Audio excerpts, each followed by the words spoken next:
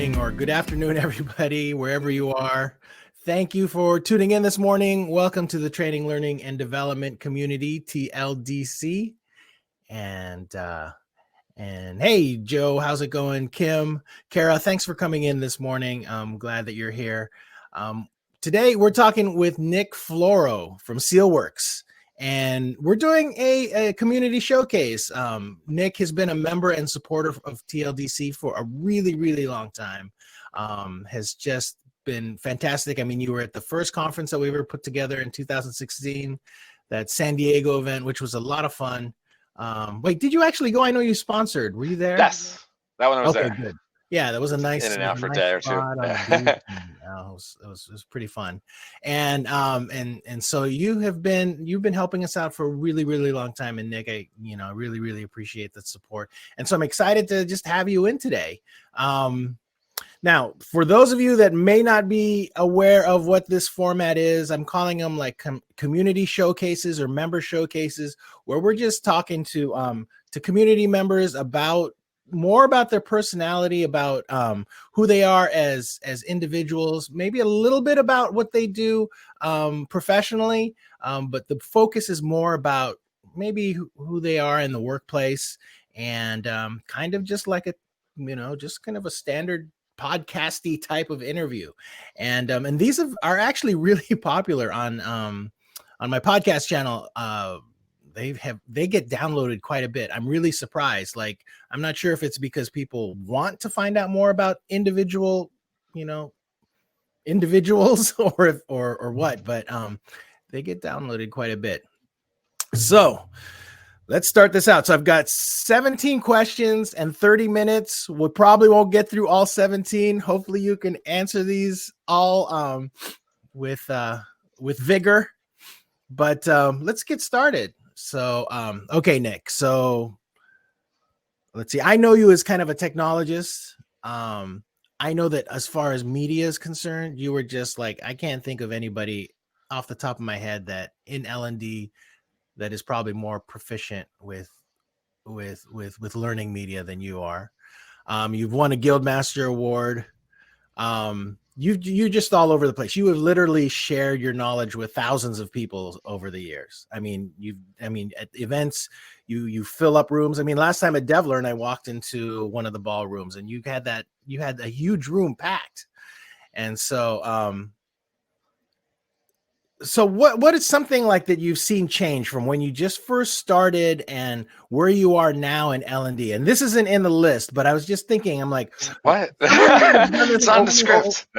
For a couple of decades, is there anything, just to start out with, something that has kind of stuck with you throughout the years that that has been consistent throughout your career? So thanks for having me. I appreciate it. And something that stuck with me, I guess it's probably from a technology standpoint or from a personal standpoint. Sorry. I think, well, let's start with a technology and learning standpoint. Something that has been consistent throughout.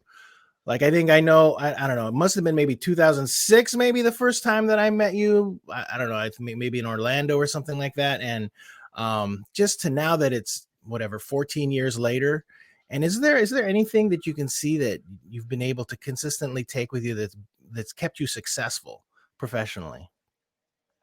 For me, I'm going to say the Mac. Having that ability to have that laptop or computer that has been always there and always reliable and doesn't get in my way when I want to think or create or type or whatever I want to do, it allows me to do that without worrying about I have to update this or change that or this doesn't work with that.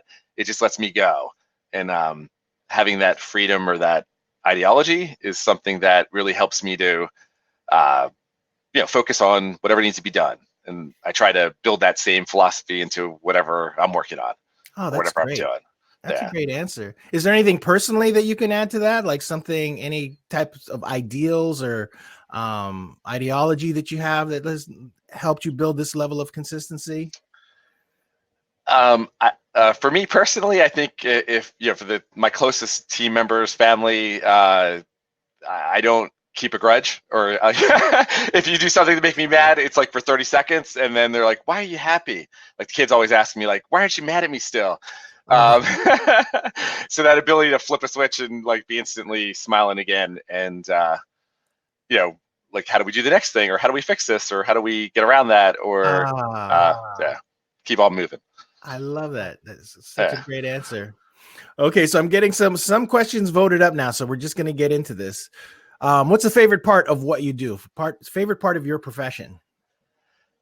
My favorite part is getting to meet and work with different people, I'd say every week, and getting to know actual learners or audience members that are working with what we build or do, and to see their eyes open up, or like, wow, you fixed that for us. Yeah. That's magical to me. Always coming from a background in service or support, it's something that I try to do.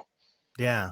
Yeah. You just seem like a problem solver, and that always just It's a good t-shirt slogan. Yeah. Right.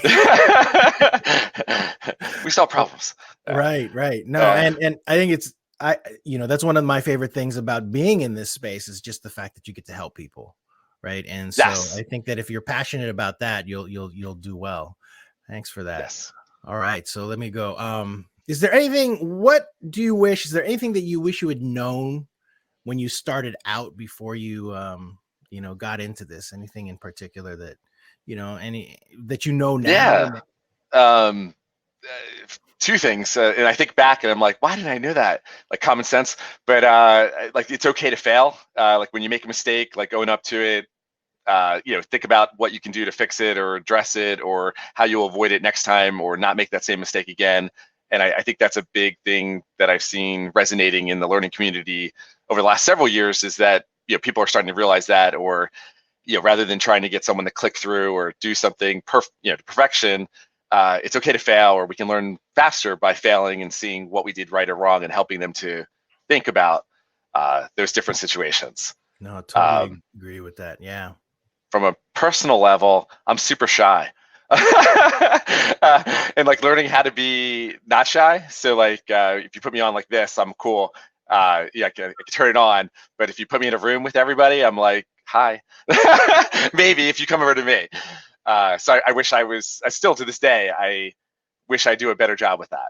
Like just being able to connect, and once I get started, it's cool, but I still struggle. It takes a little bit, it's funny because I've seen you so many times speak so many times, and it's always, I've always just sat down knowing that I was going to be able to glean something important out of whenever you speak, like including here on TLD Cast. Every time that you've come on, it's like, whoa, look at all of this stuff that Nick has just handed to us, just freely. And so I'm sort of surprised to hear that, because it seems like you do so well in front of people. Yeah, I try to, I've got 2 kids, and I try to help them understand and like not have those same struggles. Right. My oldest is like a clone of me. So I'm like, don't do that. Like you can, grow and be, better version of us as family. But it's funny. Yeah. To observe and see that, it's kind of interesting. So I got to write it all down so I can, share with them. Here's all the things that you did wrong now or did right growing up. Yeah. I like this.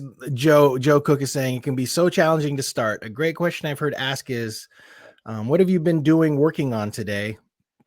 As people should always have something to say. And that is actually one of the questions that I have for you. What are you working on right now? Currently, we got a couple different projects that we're working on.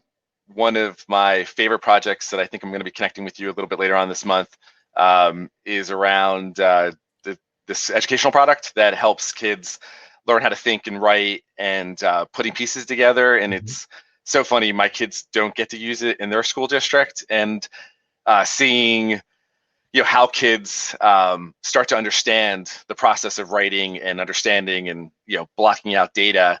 I try to reconnect, reply back to my kids to help them understand. And I'm like, why don't they have this tool? It's something we can give them for free. Yeah. But it's so empowering to see how kids can start to put the pieces together and start to solve these problems, and hopefully they'll continue to be better versions of us. Right. No, you're going to be talking to Kristen about that. We have Yes. that on the calendar. I'm looking forward to that. I haven't gotten the information yet, so I haven't posted anything. That's awesome because I'm going through that challenge now with, well, my son is in kindergarten, and sometimes like I see him working on, like, he has to edit like a Google slide, to be able to put his answers in. I'm like, why are you having to do this? Because he's having to like resize fields and stuff, and I'm like, you're in kindergarten. Why are you resizing a field on a He's Google? gonna be running the show soon. Awful. Oh, man, Yeah. it's tough. Okay, who are three people that have been the most influential to you? Three people. That was a hard one. I had to think Yeah. about that, but I'm gonna have to say my parents. Hmm. Mom's a teacher. Dad was a carpenter, and they were always super good, always there, and always trying to help us be better people. To learn from our mistakes and figure out how to do stuff. I had the opportunity to have a mentor. I didn't know what a mentor was at the age of 14, but I got pulled into a Apple value-added reseller because of love of technology and computers, and got to work with him until I was about 22. And then we started our own company, but he's still my best friend and Ah. can go to him with anything and he'd be there. Lastly, and probably most important, I'm going to say my spouse, partner, Christina, uh, always pushing me to be better, and always can look to her for what should we be doing or how we should be doing that, and that always inspires me. Oh, that's great. That's a great group. Wow. Wow. Love it. Is there a particular project that you're especially proud of that you can talk about? Yeah, I think it's almost like every project we get to work on, we try to pick things that make a difference. So most of them are like little kids to me. So like they're all like little babies that we push out into the world, and they're all exciting. Going back to an older one that we did probably back in the late 90s. It's like crazy that we can say that. Working with McGraw-Hill, it was a project around literature that helped students understand, based on what they were studying in English or literature, but connecting with the content better. So if you were studying Edgar Allan Poe, you could learn about him, but you could also learn about Shakespeare and about poetry or iambic pentameter. And what was cool about it was that even back then, when Flash was the standard, you were able to click and learn in different ways rather than just clicking to get to that end and taking that assessment. And still something to this day that stands up, and I look to for inspiration. It's always fun to say, "Wow, we did that. That's cool." Wow. And it's over 20 years old. Yeah. It's. I think we did an update in the 2015 timeline to bring it up to HTML5, and it's still running today, which is so Wow. cool. Is it private or is it publicly accessible? It's through McGraw-Hill Higher Ed. Uh-huh. But if anybody wants to see a peek, I'm happy to share a link. Just don't tell them. Wow, I might have to Multiply give you copies. well, just because it's a highlight for you, so it'd be interesting Yes. to see what a Nick Floro highlight would be, So we'll have to check that out. Who or what keeps you inspired? um, Seeing that light when people like get it or it clicks, that is always inspiring. Going back to that DBQ project, having the opportunity to sit down in classrooms or with teachers and hearing them talk about, with now is 4 years old, is so inspiring to me, because you're like, wow, we didn't think about that, or wow, you guys do use that, or there was one really special closing presentation that a group out of, I believe they were out of Georgia, but it was a poor community where they were talking about kids that had used the platform in 5th grade were competing or writing at a higher level than kids in high school. And they were so thankful because of the lack of funding and so on, that they were able to help these kids make a difference and be able to start to learn and participate. And very moving, very, very, very cool to see that you can have that, you can have that kind of impact. Wow, that's yeah. Is that something that you have to just keep in mind all the time, just to keep you going? Is that something that is constantly driving you to create sort of better, higher engagement and better interactions? Yeah, for the inside family here, the community. There was, we have several different things going on right now, so I don't always have my fingers in every little thing that we're doing. So the team was showing off something that they were working on, and I'm like, that can't launch because it wasn't perfect yet. It was amazing, but working with the teammates that were on that project, within a couple hours, they were able to just touch and tweak and understand that we can make a couple little tweaks there, or fixes, or whatever you want to call it, to help boost it up to another level. And that's important to me. That's interesting. This isn't one of the questions, but I'm interested to see what, like, sort of your leadership skills and what those are like, or like I still have a lot to learn. I look to everyone here in the community to pick up pieces. So I listen to the podcasts and tune into the videos. Not always live. I try to, but always picking up little things like to do better. Right. Yeah. So one of the really cool, because I'm the tech person in this current times that we're in, we use Slack internally, and one of the really cool apps that launched in the last 2 months is called Hallway. And it's been kind of fun because our team's been remote for, I think, since 2009. So it's been a while and they're all used to it. But Hallway will automatically spawn a meeting. So you can say, like, every morning do one and every afternoon. But we have people around the world. So like at 10 a.m. and 4 p.m. roughly, it launches a meeting. And if you're free, you jump in and it's like you're meeting someone in the hallway. So it's been really interesting. I was afraid to do it because I was like, what are the people going to do? But people just love saying, the kids are doing this, or we had a storm yesterday, or how are we dealing with this current situation that's happened over the last week? It's been a cool way to just keep those connections going. Just internally, just keep conversations going. Wait, so outside of meetings. Is this a SealWorks app, or is this something? Oh, no. It's called hallway.chat, and it's free to get started, and if you wanted to use more power, but if you have the Slack program, which you can also download for free, or if you have it as part of your team, you can install Hallway, and you just configure it to launch this, but it just says, hey, there's a Hallway meeting. So you hit the button, you can connect to Zoom or Google Hangouts, and it lets you have a ad hoc meeting. Wow. Not about work, that's the key. It's about what I learned or what I did. So trying to take some of these ideals that you guys share and like we see on Twitter and so on to help keep everyone connected. I love it. I'm gonna have to check that out. Hallway.chat. Okay. All right. And so, sort of along those lines, how do you continue to learn in order to stay on top of things in your profession, or like what, how do you maintain your professional development? Somebody like you. I always get my eyes open. So one of the things that I'm going to call it preaching, but I talk about is like whatever you're doing or seeing, take a picture of it, whether it's with your phone or a screen grab. Like we're all used to doing that for giving feedback and so on. But I look in this folder that I have on my desktop, and whether it's once a day, whenever I'm working on a new idea, just to look at where we come from. So I probably have 10 years of imagery or videos or clips. I also use Feedly, which is something we've talked about in the past, feedly.com, which is just a simple news aggregator, but it learns from what you like or don't like, and they have some really cool features for sharing with the team.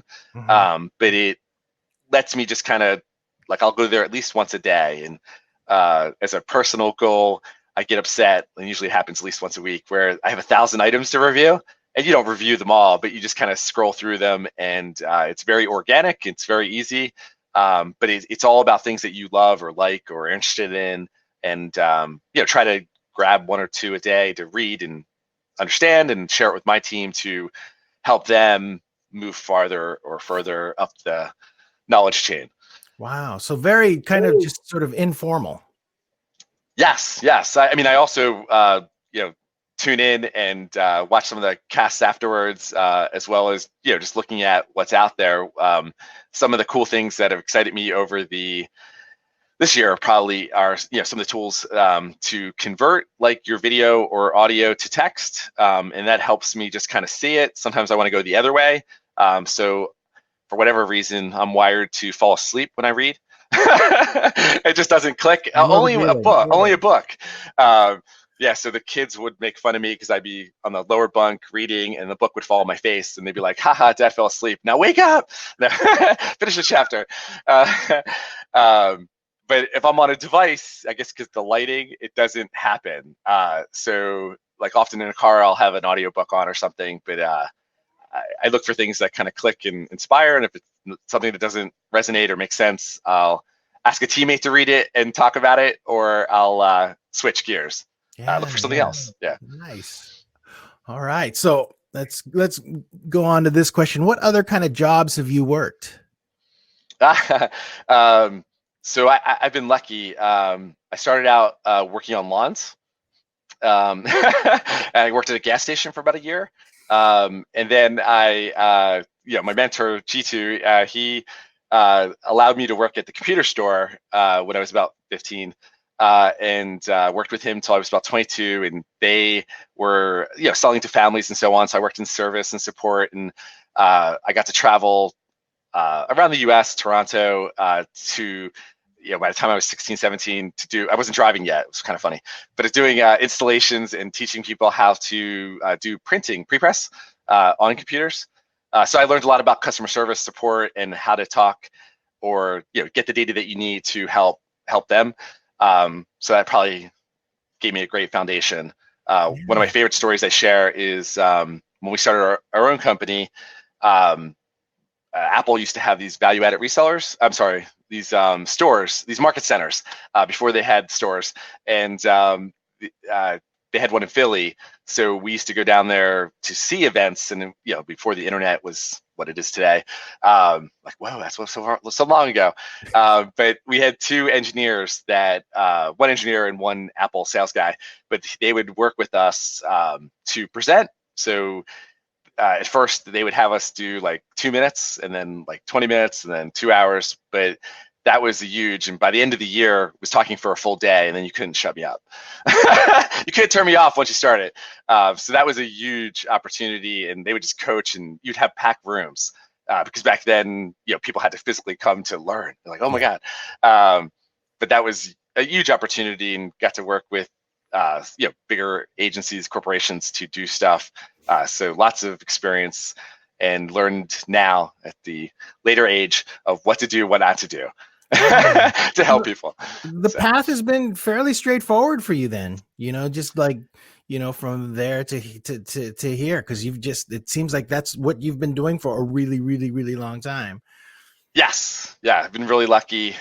Mom was a teacher. I think I mentioned that, but we used to go into school, and when we had days off, and she didn't, to help and learn, but that was also, I guess, kicked that learning. My sister is now a teacher, which is kind of cool. Wow.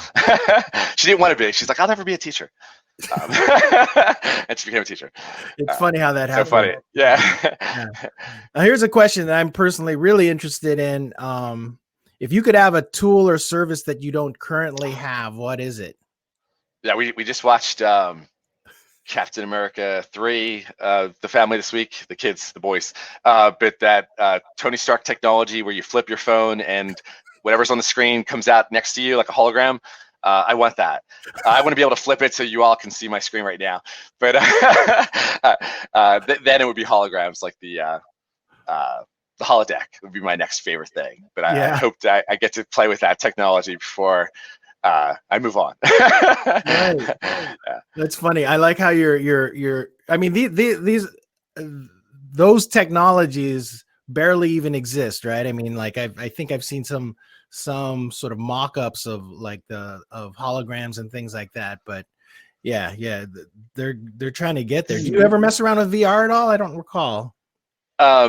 We have all the gear. We haven't had an opportunity to actually play it, put it in place to date. One of my favorite things, we get to work with the science program at school. So as part of their science day, we get to bring in the VR gear, and I was super excited. We didn't get to do it this year, but we had the wireless headsets, the Oculus devices. So there's no wires, but I recall over the last 3 years, kids from kindergarten to 6th grade get an opportunity to do painting inside of VR, and it's very inspiring.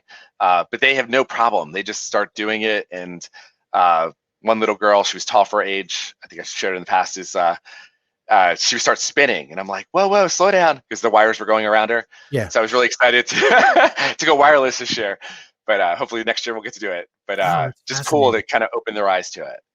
Yeah. My wife and I have been kind of like, because I have I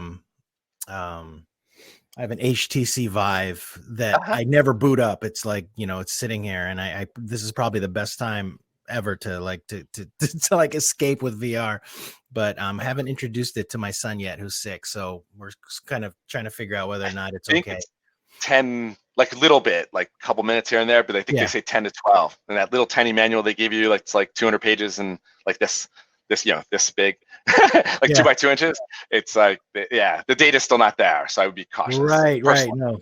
Yeah. Okay. No, that's Let someone else test it and tell us. No. Hey, what's the best compliment you've ever received? Oh, this is funny. And I wasn't sure if it was a compliment, but someone came up after we were presenting a concept, and they're like, "Can I lick it?" And I'm like, "What?" Like, they're like, it looks so good, like they could taste it. And I'm like, it didn't make sense. And after I thought about it, I guess that's a compliment. Thanks. They explained, and I'm like, what does that mean? What was it? It was just a beautiful interface, but it resonated with them, and that whatever, like they didn't have a filter. That is a pretty darn good compliment. Someone to take it that far. Yeah, wow, it's like kind of crazy. Now I'm going to ask you the link to be able to see what a lickable interface would look like. I'll have to pull it back up. Yeah. Now, here's one of my favorite ones is how would your best friend describe what you do for a living? Oh, very good. I'm going to go high level and probably say they use computers to make things. Maybe to help or train, but don't totally get it, which is cool. But I like you mentioned earlier, I kind of think of us as problem solvers. Like, how do we help someone get from A to Z and hopefully make their lives better, whatever that process is. Nice. Okay. Yeah, I love hearing the variety of replies to that question. It's it's all over the place for that one. It's really fun. Okay, so we got about a minute left. I'm going to ask you 2 more questions. Okay, here's one. If you weren't an L&D professional, you'd be I'd probably go with I would hope to be making movies. Really? Yeah, that was one of the young passions. After I said I wanted to be a doctor, and then I fainted when they took the blood, and like, I can't be a doctor. So that was always something we started at a real young age, making movies like the old slides, and making our own audio track. But after seeing Star Wars and Superman, growing up around those films, the gang I used to hang out with would start to make videos. They weren't videos back then, but slides. But that kind of kickstarted the whole process, I think. Yeah, I mean, can you imagine if you were 12 now? Like what? Oh, it's crazy. I mean, would you be a YouTuber? I feel like not too shy, but the kids want to do, like the youngest one wants to do that, and I'm like, you're too young. But it's so cool to see, especially now, in these crazy times, but to see how teachers have adjusted and seeing how the kids do their thing. I have them sending me screen grabs of what they're doing, just to see the insanity of the number of steps they have to do. Like, we think we have it bad in the corporate world, but like, it's crazy some of the things they ask. You mentioned your son, you're having to resize fields. It's like, what? It's like a sometimes they have using whatever LMS or Canvas platform, they have to like put an object in an object in an object, and so the actual workable space is like an inch tall. And they're like, highlight this or do this or take a photo of this, and some of it's cool, and I think it's going to make them better because they'll be able to flex and pivot whatever direction they have to go. Right. No, I was looking last week. I was looking at what my son was doing, and he had like 3 virtual desktops going on his Chromebook. Like, what? he's like, no, I'm keeping ABC mouse here, and I'm keeping this here, and I'm keeping this here, and I'm like, well, wow, I don't even know how to do that. Cool. And he's and he's like, he's already figured out keyboard shortcuts. It's kind of crazy, a little intimidating actually, but he just sits there and he figures it out. Anyway, so we are out of time. We got through almost everything. We only had 5 questions left. Nick, I want to thank you so much. My last question is like, where can people get a hold of you? Like, like how can they reach out to you? And also, I mean, are you doing, other than with Kristen coming up in a couple weeks, what else are you doing any other online appearances or workshops or anything like that? Can we promo anything for you? Thank you. I just did a bunch of things. I'll be a Guild chat, I think it is, in next week, doing a highlight of one of the sessions that we had done. Feel free to reach out to me on Twitter, or it's just nick@sealworks.com is email, but happy to do a Zoom, a chat, or whatever. Love brainstorming, love thinking, and just learning from what other people are doing as well. Thank you so much. Thank you for having me. Yeah, you've been such an important part of this community. I'm so glad you've been on a bunch of times, and I'm really glad we had this opportunity to talk. And yeah, so we'll see you, I don't know, in a couple of weeks with Kristen. And thanks for taking the time out today. Everybody, thanks for popping in. Always love doing these community showcases. And we've got one tomorrow with Rubina Halwani. So we'll be talking to her to end the week. And you guys stay safe, take care, and we'll catch you next time. Bye, everybody. Ciao. Bye.